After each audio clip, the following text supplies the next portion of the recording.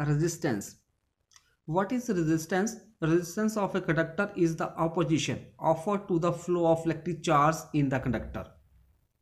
When a current or a charge flow through a conductor, then the ions of the conductors opposes the flow of charges, and that opposition is known as the resistance of the conductor.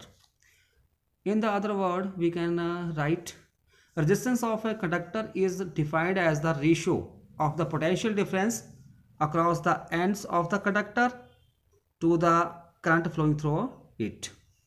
जो resistance होती है किसी conductor की, वो ratio होती है किसकी? Potential difference जो लाई करेगा उस कंडक्टर के एंड्स के अक्रॉस टू द जो उसमें से करंट फ्लो कर रहा है कंडक्टर में से। तो बेटा इसको अंडरस्टैंड करने के लिए कि रेजिस्टेंस होती क्या है, जैसे मैंने मान लो मैंने ये कोई कंडक्टर ले लिया। कंडक्टर क्या होता है? The material which conductor electricity means which allow to pass the electric current through them. वो मटेरियल जिसमें से करंट पास हो जाता है उसको हम बोलते हैं conductors. So all metals are good conductor of electricity. तो मेटल में एज वी नो दैट जो मेटल होती है उसमें फ्री इलेक्ट्रॉन्स होते हैं, मतलब इलेक्ट्रॉन्स जो होते हैं with in the metal free होते हैं। Free means they move in any direction, और उनका जो मोशन होता है वो रैंडम मोशन होता है। Means random motions means the motion of a body in any direction. जब जो ये कंडक्टर है इसके दोनों एंड्स के अक्रॉस हम एक बैटरी लगा देते हैं, बैटरी लगा दी या सेल लगा दिया, तो क्या होगा? जो पॉजिटिव टर्मिनल होगा सेल का या बैटरी का, वो इलेक्ट्रॉन्स को अपनी तरफ अट्रैक्ट करेगा, क्योंकि जो पॉजिटिव और नेगेटिव चार्जेस के बीच में अट्रैक्शन होती है। और जो इलेक्ट्रॉन्स जो है इस साइड काफ़ी मात्रा में इकट्ठे हो जाएंगे और इलेक्ट्रॉन्स के बीच में रिपल्शन होगी, वो भी इस तरफ मूव करेंगे। तो means in this circuit current जो है वो पॉजिटिव टू नेगेटिव, कोई भी सर्किट है उसमें से करंट जो है positive to negative terminal flow करता है। But flow of current means flow of charges, flow of charges means flow of electrons. तो फ्लो ऑफ इलेक्ट्रॉन्स मतलब इलेक्ट्रॉन्स जो है वो उसके अपोजिट डायरेक्शन में फ्लो करते हैं। अभी बेटा जो कंडक्टर होता है उसके आयंस होते हैं, जैसे उसमें आयंस होंगे, ठीक है। तो जब ये इलेक्ट्रॉन्स मूव करेगा तो इसके सामने मान लो कोई आयंस आ गया, तो क्या होगा? जो आपके पास इलेक्ट्रॉन्स और आयंस के बीच में क्या होगा? कोलिजन होगा। कोलिजन के कारण क्या होगा? जो इलेक्ट्रॉन्स की स्पीड जो है वो कम हो जाएगी। मीन्स ये जो हमारे पास क्या है, जो आयन जो है वो उसको अपोज करेगा, मतलब उसको आगे जाने से रोकेगा। तो जो ये अपोजिशन डेवलप होती है, और तो इसी अपोजिशन को हम क्या बोलते हैं? That is known as the resistance of a conductor. अभी accordings to Ohm's law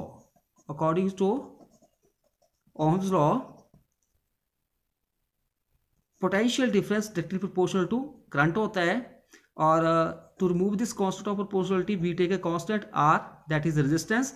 so R is equal to V upon I. तो रेजिस्टेंस क्या होगी? अभी हमने पहले ये डिस्कस किया। रेजिस्टेंस क्या आगी? It is the ratio of potential to the current flowing through the conductor. अभी बेटा कई बार आ जाता है क्वेश्चन कि डिफाइन 1 ओम। जो 1 ओम है उसको आपने डिफाइन करना है। तो इसको आप कैसे डिफाइन करोगे? तो इसके लिए बेटा सिंपल, हम जानते हैं रिलेशन रेजिस्टेंस क्या होती है? Potential over current. तो अभी जो रेजिस्टेंस के यूनिट होते हैं बेटा वो क्या होते हैं? ओम्स। ओम के लिए सिंबल होता है, और पोटेंशियल डिफरेंस के वोल्ट होते हैं, और करंट के एम्पियर। तो आपने डिफाइन क्या करना है? 1 ओम करना है। तो यहाँ पे 1 लगा दो आप, ठीक है। तो जो डेफिनेशन है आप लिख सकते हो, the resistance of a conductor is said to B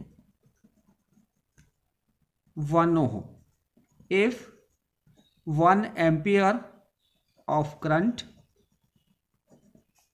flows through it when the potential difference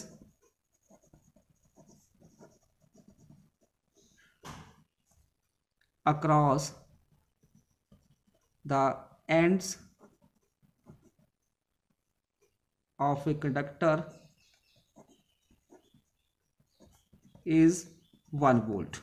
means जो रेजिस्टेंस होगी कंडक्टर की उसको हम 1 ओम कब बोलेंगे, जब 1 एम्पियर करंट फ्लो करेगा उसमें से, जबकि जो पोटेंशियल डिफरेंस होगा जो एंड्स जो है कंडक्टर के उसके क्रॉस 1 वोल्ट। तो इस तरह से हम 1 ओम रेजिस्टेंस को डिफाइन कर सकते हैं।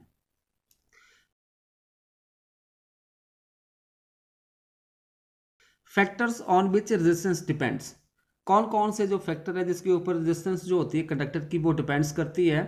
Resistance of a conductor at constant temperature depends upon, अगर टेम्परेचर कांस्टेंट है तो जो रेजिस्टेंस जो है किस फैक्टर के ऊपर डिपेंड करती है। फर्स्ट यहाँ पे हमने क्या किया, एक कंडक्टर ले लिया जिसकी लेंथ मैंने एल ले लिया, small L, area of cross section A है और रेजिस्टेंस उसकी आर मान ली। जो रेजिस्टेंस है कंडक्टर की वो डिपेंड करेगी length of a conductor. Means जो रेजिस्टेंस होगी कंडक्टर की डायरेक्टली प्रोपोर्शनल होती है लेंथ, जो रेजिस्टेंस होती है कंडक्टर की वो डायरेक्टली प्रोपोर्शनल होती है लेंथ ऑफ द कंडक्टर। और सेकंड किसके ऊपर डिपेंड करती है, area of the cross section of the conductor. जो रेजिस्टेंस होती है कंडक्टर की वो इनवर्सली प्रोपोर्शनल होती है किसके, area of the conductor. This is equation number 1 and this is 2. Now from equation 1 and 2 we get, अब इन दोनों को कंबाइन कर देते हैं तो हमारे पास क्या जाएगा, R proportional to L over A, मतलब R प्रोपोर्शनल किसके है, लेंथ और एरिया के। तो बेटा अभी जो ये कांस्टेंट ऑफ प्रोपोर्शनलिटी है इसको हमने हटाना है, तो इसके लिए हम एक कांस्टेंट लेंगे रो, तो ये हो जाएगा रो एल ओवर ए। ये जो है वेयर, ये जो सिंबल जो पी थोड़ा इस तरह से लिखा हुआ हमने, इसको बोलते हैं रो। और ये होता है इसी चीज कांस्टेंट ऑफ प्रोपोर्शनलिटी, और इसको बोलते हैं रेजिस्टिविटी ऑफ द कंडक्टर। ठीक है, तो R is equal to rho L over A आ जाएगा। ठीक है, अगर इफ मान के चलते हैं कि जो हमारे पास अगर एरिया 1 है, लेंथ आपके पास क्या है 1 है, देन रो जो रेजिस्टिविटी किसके बराबर हो जाएगी, रेजिस्टेंस ऑफ द कंडक्टर के बराबर। So resistivity it is defined as the resistance of the conductor of unit length and unit area of cross section. SI unit of resistivity, we know that resistance of wire is equal to rho L over A. Now rearrange this. अगर हमने बेटा जो SI unit निकाल लिया resistivity के, तो हमें पता है रेजिस्टेंस क्या होती है, रो L ओवर A। अभी जो रेजिस्टिविटी है इसको थोड़ा रीअरेंज कर देते हैं, A इधर मल्टीप्लाई हो जाएगा RA और L जो है डिवाइड बाई हो जाएगा। ठीक है, अभी इसके यूनिट लिखो, रेजिस्टेंस के क्या यूनिट होते हैं, ओम। ठीक है, और एरिया लेंथ टू ब्रेथ इसके यूनिट होते हैं मीटर स्क्वायर। ठीक है, और डिवाइड बाय लेंथ है तो लेंथ के मीटर होते हैं, मीटर के साथ मीटर स्क्वायर कैंसल, तो हमारे पास क्या आ जाएगा ओम मीटर। तो रेजिस्टिविटी जो है उसके यूनिट के आगे ओम मीटर। थर्ड जो है जो रेजिस्टेंस होती है वो डिपेंड करती है किसके ऊपर, और मटेरियल ऑफ द कंडक्टर। अगर मान लो आपने 2 वायर्स ली हैं, जैसे एक वायर ये ले ली कॉपर की और दूसरी ले ली एल्यूमिनियम की। ठीक है, अगर इनकी लेंथ सेम है, एरिया भी सेम है, बट ये डिफरेंट मटेरियल की बनी हुई है, तो हमें पता है कॉपर की जो रेजिस्टिविटी है 1.7 इंटू 10⁻⁻8 और जो एल्यूमिनियम है उसकी रेजिस्टिविटी होती है 2.7 इंटू 10⁻⁻8। तो बेटा रेजिस्टिविटी डिफरेंट है तो रेजिस्टेंस भी डिफरेंट होगी। अगर हम जो मटेरियल जो है वो डिफरेंट लेते हैं, चाहे उनके डायमेंशन सेम है, मतलब सेम लेंथ है, सेम एरिया है, बट मटेरियल अलग अलग यूज़ कर रहे हैं तो उनकी रेजिस्टिविटी भी अलग होगी। तो जो रेजिस्टेंस होती है वो किसके ऊपर डिपेंड करती है, मटेरियल ऑफ द कंडक्टर के ऊपर भी डिपेंड करती है। नेक्स्ट, जो रेजिस्टिविटी है वो टेम्परेचर के ऊपर डिपेंड करती है। जैसे जैसे with the rise in temperature the resistance of the conductor increases and the with decrease in temperature it decreases. जैसे हम टेम्परेचर बढ़ाते हैं किसी कंडक्टर का तो उसकी रेजिस्टिविटी जो है वो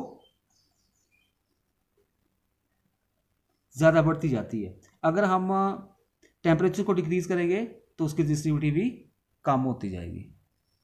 तो बेटा हमने इस वीडियो लेक्चर में स्टडी किया व्हाट इज रेजिस्टेंस। तो रेजिस्टेंस क्या होती है, it is a opposition offered by the conductor to flow through the current them. And second हमने पढ़ा जो रेजिस्टेंस होती है किसी भी वायर की वो किसके ऊपर डिपेंड करती है, वो डायरेक्टली प्रोपोर्शनल टू लेंथ होती है और इन्वर्सली प्रोपोर्शनल टू एरिया होती है। मींस अगर हम लेंथ को इंक्रीज करेंगे तो रेजिस्टेंस भी इंक्रीज होगी कंडक्टर की। डायरेक्टली प्रोपोर्शनल का मतलब ये होता है, अगर लेंथ को डिक्रीज करेंगे तो रेजिस्टेंस भी डिक्रीज होगी। अगर हम एरिया को इंक्रीज करते हैं रेजिस्टेंस डिक्रीज होती है, और एरिया को डिक्रीज करते हैं तो रेजिस्टेंस इंक्रीज होती है। तो मतलब एरिया जो है वो inversely proportional to the resistance होती है, ठीक है। और जो उसके बाद हमने पढ़ा रेजिस्टिविटी के जो यूनिट होते हैं वो ओम मीटर होते हैं, ठीक है। और याद रखना है कि जो रेजिस्टिविटी जो है वो चेंज होती है with the change in material. जब हम मटेरियल को चेंज करते हैं तो रेजिस्टिविटी चेंज करती है, ठीक है। बट जो रेजिस्टिविटी जो डिपेंड नहीं करती है length of the conductor and area of cross section, but resistance जो है वो डिपेंड करती है लेंथ के ऊपर भी और एरिया के ऊपर भी।